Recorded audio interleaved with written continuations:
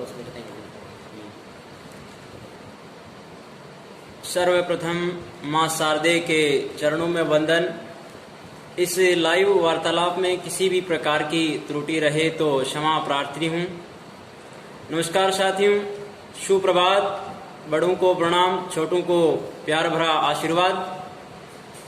मैं Tagore education group Jasrasar, तहसील नोखा, जिला बीकानेर से अमृताराम भाकर।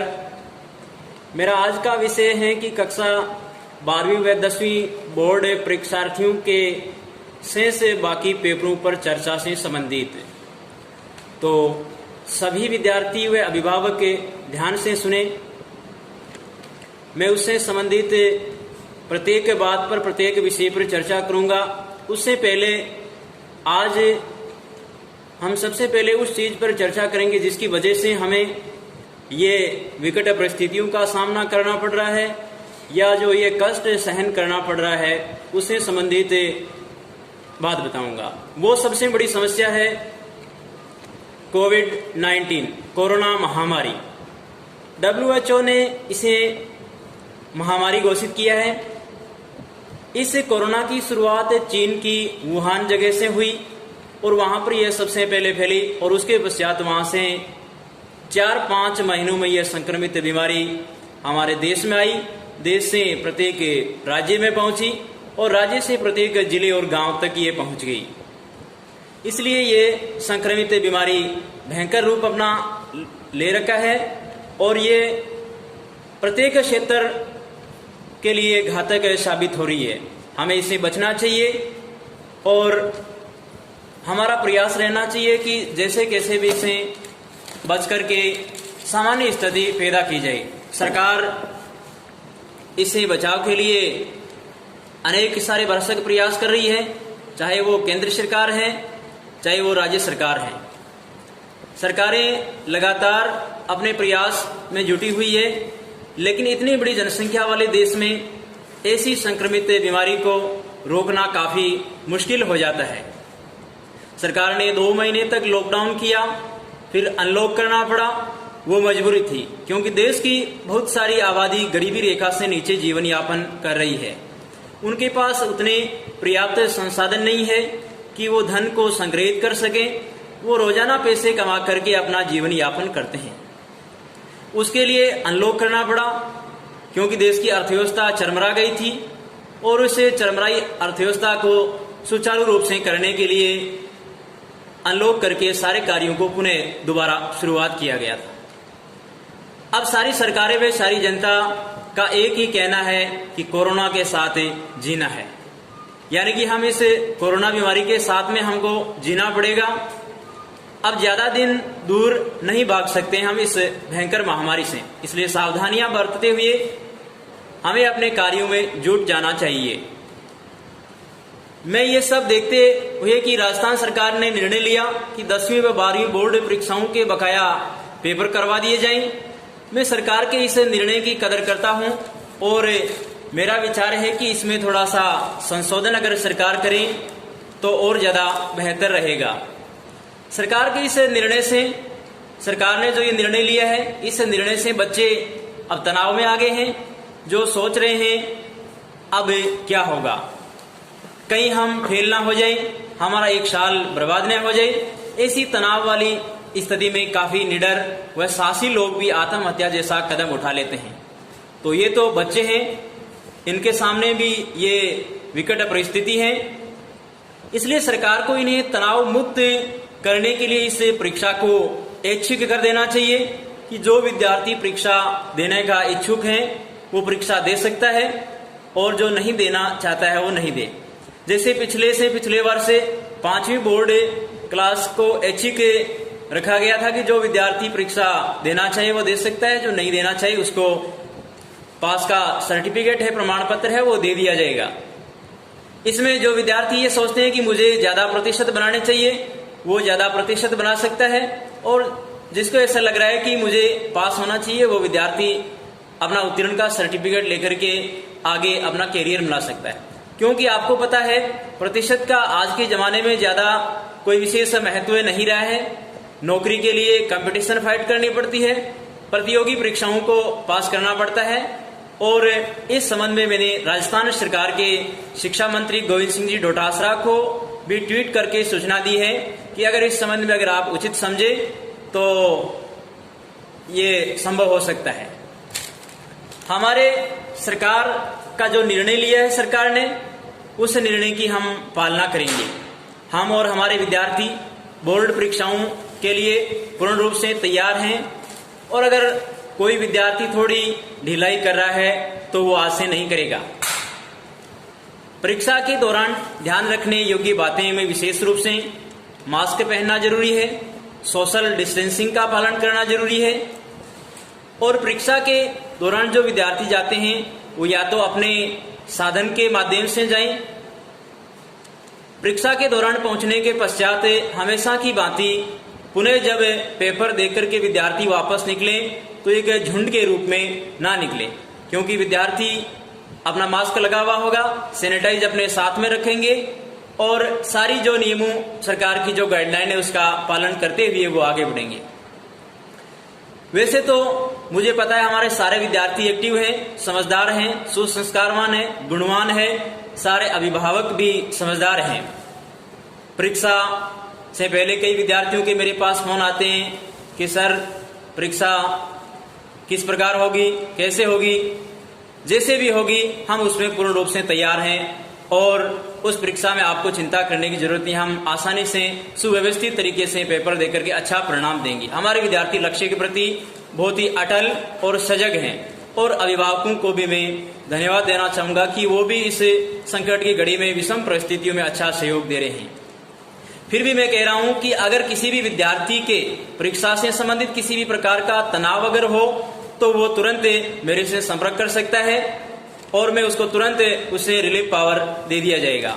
हम इतने कायर नहीं है कि जो इस कोरोना जैसी महामारी से डर जाएं। हमने ऐसी कई बीमारियों को मात दी है, कभी प्लेग आया है, कभी एड्स आया है, कभी मलेरिया आया है, कभी डेंगू आया है, कभी स्वाइन फ्लू आया है, कभी चिकनगुनिया आया है। ऐसी अनेक सारी बीमारियों का हमने सामना किया है। हम उस प्रांत के निवासी हैं, उस राजस्थान की धरा के निवासी हैं जहां गर्मी के मौसम में सबसे ज्यादा गर्मी तपती है और सर्दी के मौसम में सबसे ज्यादा ठंड जमती यहीं पर है। फिर भी हम उन कठिन परिस्थितियों का भी सामना कर लेते हैं।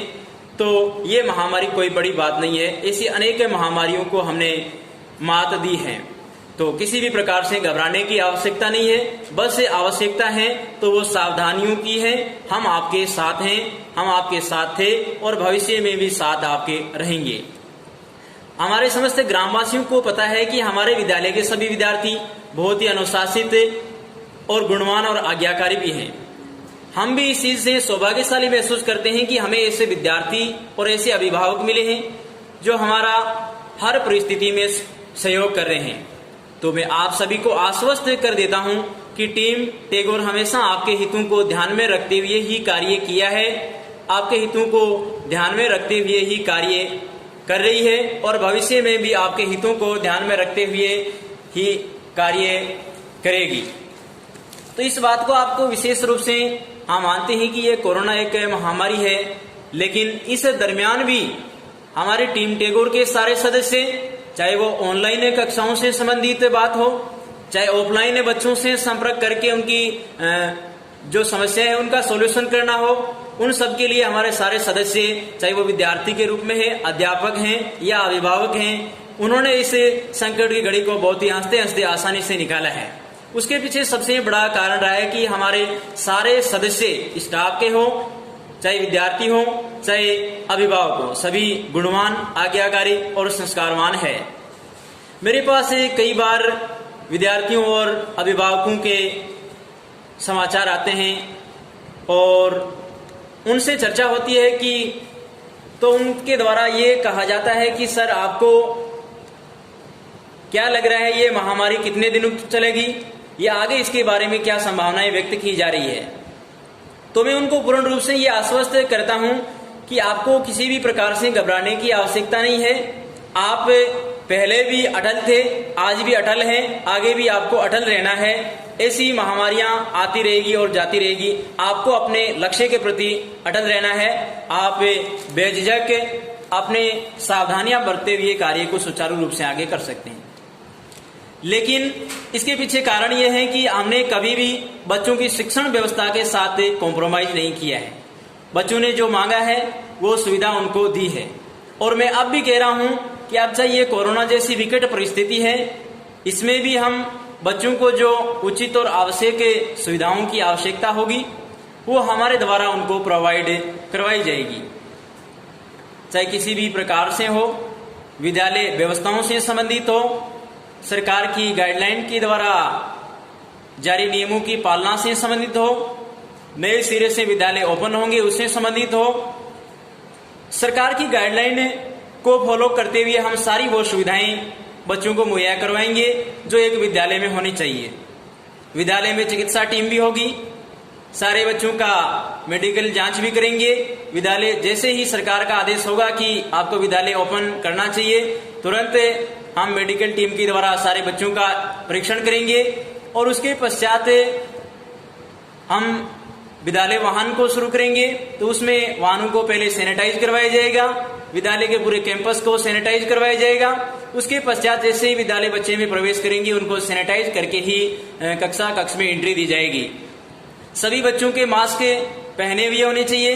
कक्ष में 1 मीटर की दूरी मेंटेन करते हुए कक्षाओं को सुचारू रूप से चलाएंगे और विद्यालय के जो वाहन है उनको भी आते वक्त और जाते वक्त दोनों वक्त सैनिटाइज करेंगे।